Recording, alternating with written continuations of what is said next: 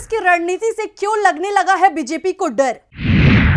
हैदराबाद में कांग्रेस दिग्गजों का जमावड़ा, बीजेपी की उड़ी नींद। क्या हैदराबाद में कांग्रेस की बैठक से निकलेगा 5 राज्यों की जीत का फॉर्मूला? साल 2024 के अप्रैल मई में देश में लोकसभा चुनाव होंगे। लोकसभा चुनाव के साथ करीब आधा दर्जन राज्य विधानसभाओं के चुनाव भी होंगे और उससे पहले 5 राज्यों के चुनाव होने हैं। यानी अगले 8 महीने देश पूरी तरह से चुनावी मोड में रहेगा और इस समय देश का राजनीतिक माहौल गरमाया हुआ है।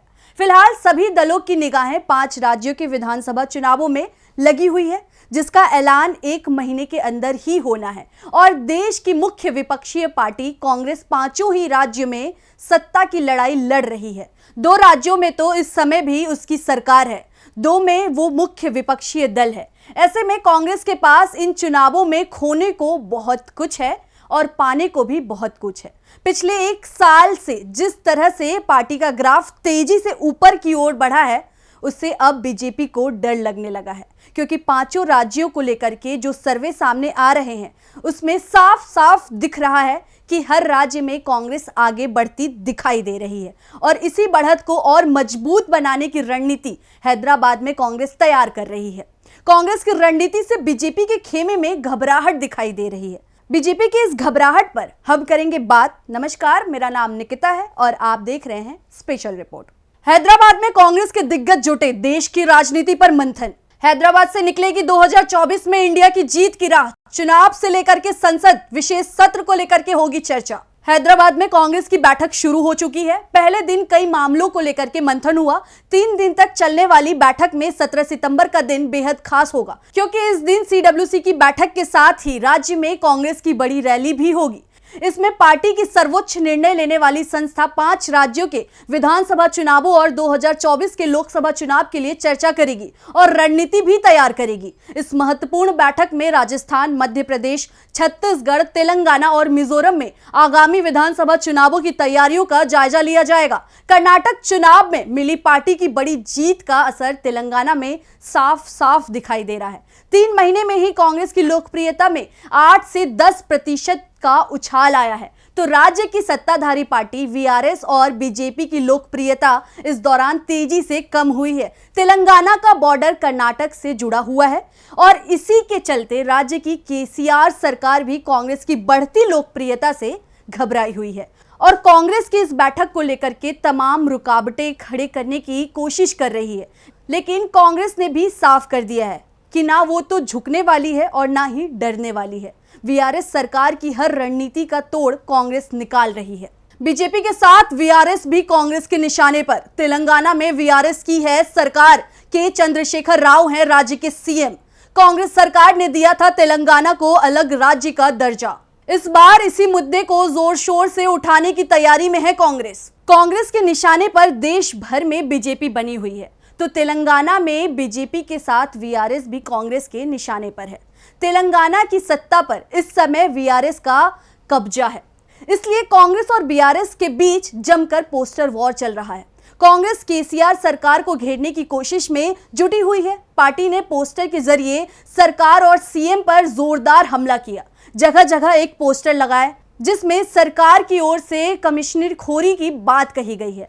इस पोस्टर पर पहले से चंद्रशेखर राव की फोटो लगी है, उसके बाद बुक माई सीएम लिखा हुआ है, उसके नीचे 30% कमीशन का जिक्र किया गया है। वहीं कांग्रेस की तरफ से हुए इस हमले का जवाब देने के लिए बीआरएस ने भी पलटवार करते हुए पोस्टर लगवाए हैं। लेकिन सबसे बड़ा सवाल 10 साल से राज्य में वीआरएस की सरकार है। अलग राज्य के गठन के बाद से ही केसीआर राज्य के सीएम हैं। दूसरी ओर कांग्रेस के खाते में तेलंगाना को अलग राज्य बनवाने का श्रेय तो मिला है, लेकिन उसे इस राज्य की सत्ता नहीं मिल पाई है। इसलिए पार्टी इस बार तेलंगाना को राज्य का दर्जा दिलाने वाले फैसले का प्रचार भी जोर शोर से करने की तैयारी में है। कांग्रेस की रैली से बीजेपी और वीआरएस दोनों दिखाई दे रहे हैं दबाव में। एनडीए गठबंधन के लिए इंडिया का सामना करना हो रहा है मुश्किल। इंडिया गठबंधन की लगातार बढ़ती जा रही है ताकत, एनडीए छोड़ रहे हैं दल। कांग्रेस की हैदराबाद के करीब होने वाली रैली के चलते बीजेपी और वीआरएस दोनों ही दबाव में दिखाई दे रहे हैं। इस रैली में 10 लाख से ज्यादा लोगों के जुटाने की संभावना बताई जा रही है। और 17 सितंबर को वैसे तो बीजेपी और वीआरएस भी कार्यक्रम कर रही है, लेकिन लोगों की निगाहें कांग्रेस की रैली पर टिकी हुई है। कांग्रेस के बढ़त को लेकर के पार्टी के महासचिव केसी वेणुगोपाल ने हैदराबाद में मीडिया कर्मी से कहा, अब देश का माहौल पूरी तरह से बदल गया है। लोग बहुत उत्सुकता और उम्मीद से इंडिया गठबंधन की तरफ देख रहे हैं। देश को एहसास हो रहा है कि नरेंद्र मोदी सरकार को जाना होगा। उन्होंने बैठक की जानकारी देते हुए कहा कि 3 दिन तक चलने वाली बैठक में कांग्रेस शासित राज्यों के मुख्यमंत्री समेत 140 अधिक नेता शामिल होंगे। आपको बता दें कि कांग्रेस की रैली में पार्टी की नेता सोनिया गांधी विधानसभा चुनाव के लिए तेलंगाना की जनता को 6 गारंटी का ऐलान करेंगी। कांग्रेस का दावा है कि जैसे ही राज्य में सरकार बनेगी, गारंटियों को लागू कर दिया जाएगा। ये गारंटियां आम लोगों को बड़ी राहत देगी, खास तौर पर राज्य की गरीब जनता को। और कांग्रेस की ये गारंटी ही वीआरएस की मुसीबत बढ़ाती दिख रही है। कांग्रेस की बैठक में शामिल होने के लिए आज सुबह ही सोनिया गांधी हैदराबाद पहुंच गई थी और बैठक में शामिल होने से पहले उन्होंने सोशल मीडिया पर पोस्ट करते हुए उन्होंने लिखा कि तेलंगाना के लोगों से हमने एक वादा किया था और उसे पूरा भी किया। कांग्रेस हमेशा तेलंगाना के लोगों के आकांक्षाओं के साथ खड़ी रही है। अब प्रदेश को विकास और समृद्धि के एक नए युग में ले जाने का समय आ गया है। कांग्रेस कार्य समिति तेलंगाना और पूरे देश के लोगों के लिए विकास का एक नया अध्याय लिखने के लिए तैयार है। तो वहीं खड़गे ने कहा कि अपने लंबे अनुभव के अनुसार कांग्रेस कार्य समिति अपनी पार्टी को जीत दिलाने और देश के लोगों के भविष्य को बेहतर बनाने का एक व्यापक रोड मैप तैयार करेगी। कांग्रेस ने हमेशा देश के लोकतंत्र, सामाजिक न्याय, प्रगति और समानता के लिए लड़ाई लड़ी है। हम राष्ट्रीय अखंडता और विविधता में एकता के लिए अपनी लड़ाई जारी रखेंगे। मीटिंग से पहले कांग्रेस नेता पवन खेड़ा ने प्रेस कॉन्फ्रेंस करते हुए कहा कि आप में से कई लोगों को कांग्रेस पार्टी से शिकायत थी कि हम देश की सड़कों पर नहीं हैं। मुझे उम्मीद है कि शिकायत खत्म हो गई होगी। राहुल गांधी ने 4000 किलोमीटर की यात्रा की, तो क्या कुछ कहा है पवन खेड़ा ने, देखिए इस वीडियो में। राहुल जी ने 4000 किलोमीटर लंबी भारत जोड़ो यात्रा की और उस भारत जोड़ो यात्रा जो आज भी जारी है, वो कभी आपको आजादपुर मंडी में दिखती है, कभी मोटर मैकेनिक के यहां दिखती है, कभी मणिपुर में दिखती है, कभी लद्दाख में दिखती है, कभी मोटरसाइकिल डायरीज के माध्यम से दिखती है। उस भारत जोड़ो यात्रा ने राजनीति की दिशा बदल दी। देश में अब राजनीति वापस वैसी नहीं हो सकती जैसे कि अब तक हो रही थी। मुद्दों पर आना पड़ेगा। आप नरेंद्र मोदी हो, आप अमित शाह हो, आप कोई हो, आपको मुद्दों पर आना पड़ेगा। They have been trying to distract our attention over the last 9 years from one make-believe controversy to another, mythical controversy to another. But Bharat Jodo Yatra has changed that. Whether you are Narendra Modi or Amit Shah, you will have to come down on actual issues that face this country. That's what the Bharat Jodo Yatra has done. But now, I must tell you, it's very difficult for them because it's not in their curriculum. Their curriculum is different from the curriculum which people want. Bharat Jodo Yatra has ensured that the curriculum is decided by the people. जो पाठ्यक्रम होता है,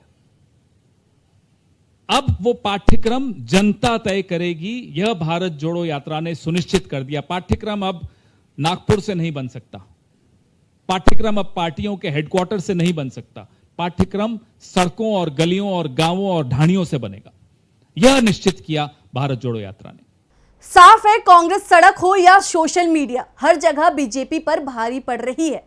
party के नेता लगातार आम जनता के मुद्दे उठा रहे हैं, मोदी सरकार को जवाब देने के लिए मजबूर कर रहे हैं। खेड़ा ने कहा कि 9 साल बाद अब प्रधानमंत्री मोदी को आम जनता को राहत देने पर विचार करना पड़ रहा है, नहीं तो अभी तक सिर्फ 2 लोगों को ही राहत दी जा रही थी। कांग्रेस के बदलते तेवर से तेलंगाना की वीआरएस सरकार को तो डर लग ही रहा है। यह डर दिल्ली तक पहुंच गया है और बीजेपी में कांग्रेस को लेकर के मंथन चल रहा है। कांग्रेस की रणनीति की काट निकालने की कोशिश हो रही है, लेकिन अभी तक बीजेपी को कोई सफलता नहीं मिल पाई है। जब भी बीजेपी कांग्रेस को घेरने की कोशिश करती है तो खुद ही घिर जाती है। पिछले 8 महीने में हुए तमाम चुनाव भी इस ओर संकेत दे रहे हैं कि बीजेपी की मुश्किलों में इजाफा होता जा रहा है। अब सभी लोगों की नजर 18 सितंबर तक हैदराबाद में लगी रहेगी। आपको ये स्पेशल रिपोर्ट कैसी लगी हमें कमेंट करके जरूर बताएं और डीवी लाइव को अगर अभी तक आपने सब्सक्राइब नहीं किया है तो सब्सक्राइब जरूर करें। शुक्रिया।